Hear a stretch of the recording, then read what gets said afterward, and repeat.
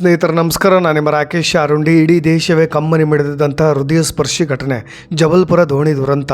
ಇದೀಗ ಈ ಘಟನೆಗೆ ಸಂಬಂಧಪಟ್ಟ ಹಾಗೆ ಕೋರ್ಟ್ ಕೂಡ ರಿಯಾಕ್ಟ್ ಮಾಡಿರೋದು. ಕೋರ್ಟ್ ಈ ಘಟನೆಯಲ್ಲಿ ಸಿಬ್ಬಂದಿಗಳು ಮಾಡಿದಂಥ ಎಡವಟ್ಟಿನಿಂದಾಗಿ ಸ್ವಯಂ ಪ್ರೇರಿತವಾಗಿ ನ್ಯಾಯಾಲಯವೇ ದೂರನ್ನು ದಾಖಲಿಸಿಕೊಂಡಿದೆ. ನೋಡಿ, ಅನ್ಯಾಯವಾಗಿ 13 ಜನರ ಸಾವಿಗೆ ಕಾರಣರಾಗಿರ್ತಕ್ಕಂಥ ಬೋಟ್ನ ಡ್ರೈವರ್ ಮತ್ತು ಇತರರ ವಿರುದ್ಧವಾಗಿ FIRನ ತಕ್ಷಣಕ್ಕೆ ಹಾಕಿ ತನಿಖೆ ಮಾಡಿ ಚಾರ್ಜ್ ಶೀಟನ್ನು ಸಲ್ಲಿಸಿ ಅಂತ ಹೇಳಿ ಖಡಕ್ ಆದೇಶವನ್ನು ನ್ಯಾಯಾಲಯವೇ ಕೊಟ್ಟಿರ್ತಕ್ಕಂಥದ್ದು.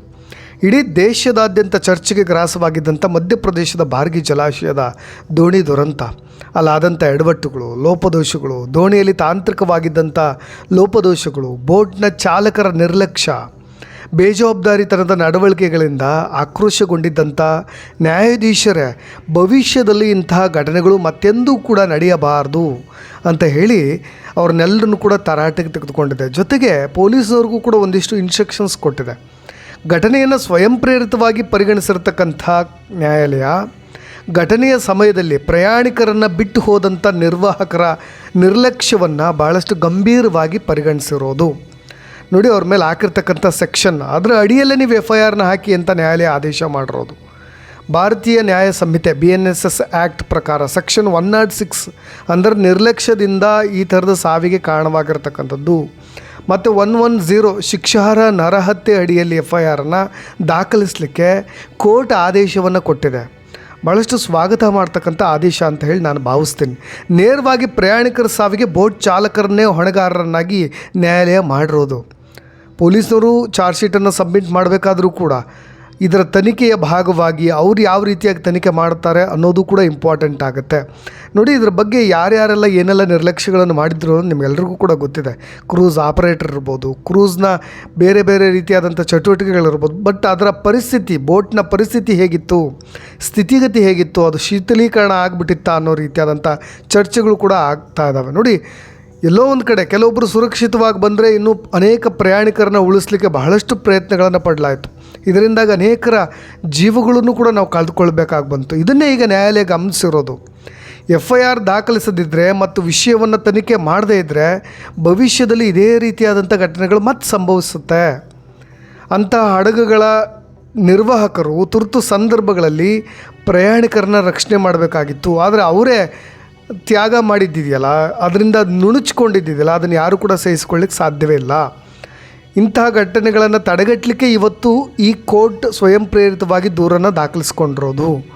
ಮತ್ತು ಈ ಘಟನೆಯ ಸಂದರ್ಭದಲ್ಲಿ ಹಾಜರಿದ್ದಂಥ ಚಾಲಕ ಮತ್ತು ಇತರ ಸಂಬಂಧಪಟ್ಟಂಥ ವ್ಯಕ್ತಿಗಳ ವಿರುದ್ಧವಾಗಿ ಯಾರೆಲ್ಲರೂ ಈ ಕೇಸ್ಗೆ ಸಂಬಂಧಪಟ್ಟಿದ್ದಾರೋ, ಈ ಥರದ ಒಂದು ದುರಂತ ನಡೀಲಿಕ್ಕೆ ಯಾರೆಲ್ಲರೂ ಕೂಡ ಕಾರಣಕರ್ತರು, ಅವರೆಲ್ಲರ ವಿರುದ್ಧವಾಗೂ ಕೂಡ FIRನ್ನು ದಾಖಲಿಸುವಂತೆ ಕೋರ್ಟ್ ಆದೇಶವನ್ನು ಕೊಟ್ಟಿದೆ.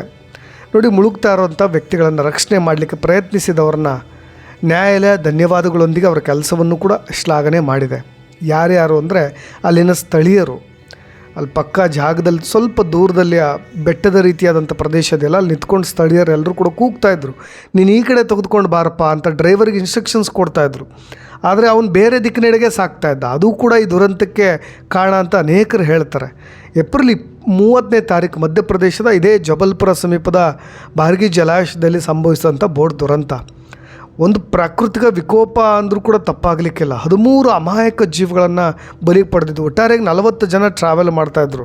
ನಿಮಗೆ ಆ ಫೋಟೋಗಳು ಎಲ್ಲವೂ ಕೂಡ ವೈರಲ್ ಆಗ್ತಾಯಿದೆ. ಆದರೆ ಇನ್ನೂ ಕೂಡ ಈ ತನಿಖೆಯ ಭಾಗವಾಗಿ ಈ ತನಿಖೆಯ ಸಂಸ್ಥೆಗಳ ಮುಂದೆ ಭಾಳ ದೊಡ್ಡ 3 ಪ್ರಶ್ನೆಗಳಿಗೆ ಕಾಡ್ತಾ ಇರೋದು. ಯಾಕೆ ಅಂದರೆ ಇನ್ವೆಸ್ಟಿಗೇಷನ್ ಆರಂಭ ಆಗೋದಕ್ಕಿಂತ ಮುಂಚೆ ಸಾಕ್ಷ್ಯ ನಾಶವನ್ನು ಮಾಡಿರ್ತಕ್ಕಂಥ ಗಂಭೀರವಾದಂಥ ಆರೋಪಗಳು ಕೇಳಿಬರ್ತಾ ಇದೆ.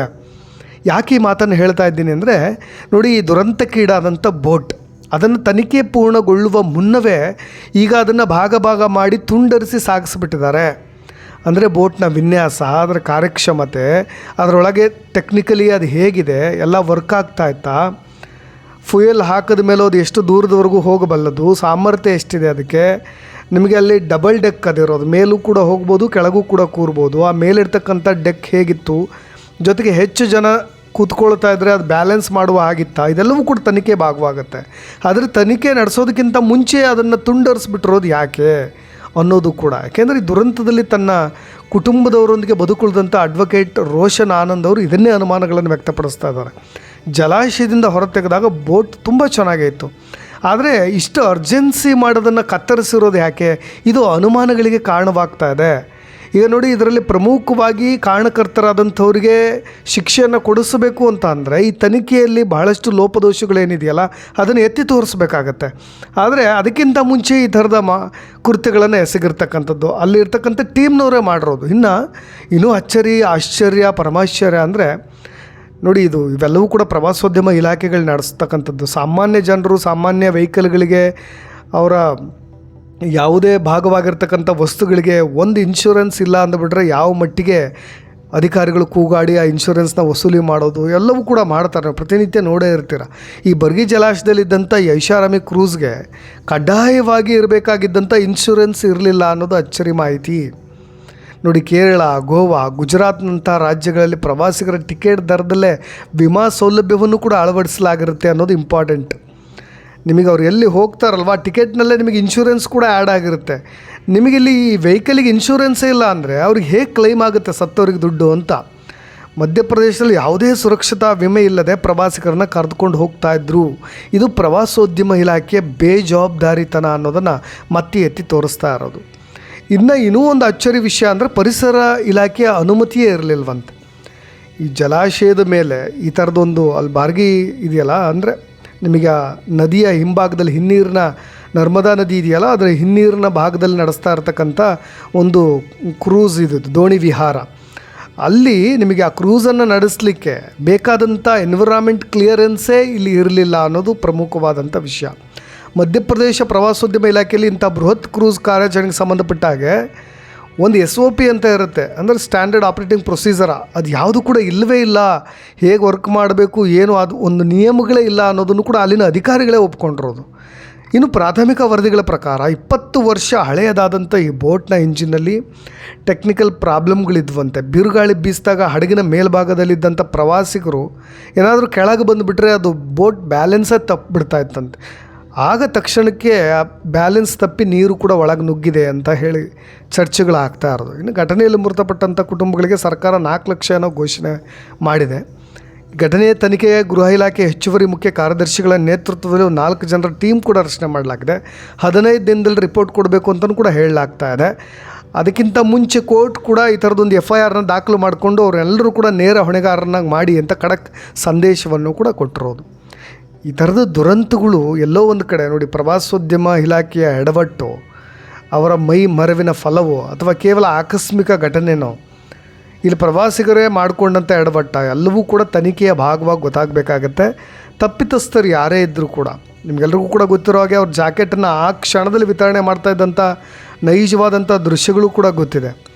ನಿಮಗೆ ಕಂಬನಿ ಮಿಡಿತಕ್ಕಂಥ ಕರುಣಾಜನಕ ಕಥೆಗಳನ್ನು ಕೂಡ ನೀವು ಕೇಳಿದ್ದೀರಿ. ಆ ತಾಯಿ ಮಗನ ಅಪ್ಕೊಂಡು ಮಗನನ್ನು ಉಳಿಸ್ಲಿಕ್ಕೆ ಆಕೆ ಹರಸಾಹಸ ಪಟ್ಟಿದ್ದು, ಕೊನೆಗೂ ಕೂಡ ಆ ಮಗುವಿನ ಪ್ರಾಣವನ್ನು ಉಳಿಸ್ಕೊಳ್ಳೋಕ್ಕಾಗಲಿಲ್ಲ, ಆಕೆಯೂ ಕೂಡ ಬದುಕಲಿಲ್ಲ. ಕೊನೆಗೆ ಅಂತಿಮ ಸಂಸ್ಕಾರದಲ್ಲೂ ಕೂಡ ಅಮ್ಮ ಮಗನನ್ನು ಒಟ್ಟಿಗೆ ಒಂದೇ ಸಮಾಧಿಯಲ್ಲಿ ಮಣ್ಣು ಮಾಡಿದಂಥ ಭಾಳ ಭಾವುಕ ಕ್ಷಣಗಳನ್ನು ಕೂಡ ಈ ದುರಂತದಲ್ಲಿ ನಾವೆಲ್ಲರೂ ಕೂಡ ಕೇಳಿದ್ದೀವಿ. ಹಾಗಾಗಿ ಒಂದು ನ್ಯಾಯಸಮ್ಮತವಾದಂಥ ತೀರ್ಪು ಬರಬೇಕು ಅಂತಂದರೆ ಯಾರು ತಪ್ಪಿತಸ್ಥರಿದ್ದಾರೋ ಅವರಿಗೆಲ್ಲರಿಗೂ ಕೂಡ ಶಿಕ್ಷೆ ಆಗಬೇಕು ಅನ್ನೋದಷ್ಟೇ ನನ್ನ ಮನವಿ ಅಂತ ಹೇಳ್ತಾ, ನೆಕ್ಸ್ಟ್ ಅಪ್ಡೇಟ್ಸ್ಗಳೊಂದಿಗೆ ಮತ್ತೆ ಬರ್ತೀನಿ. ನಾನು ರಾಕೇಶ್ ಆರುಂಡಿ. ಧನ್ಯವಾದ.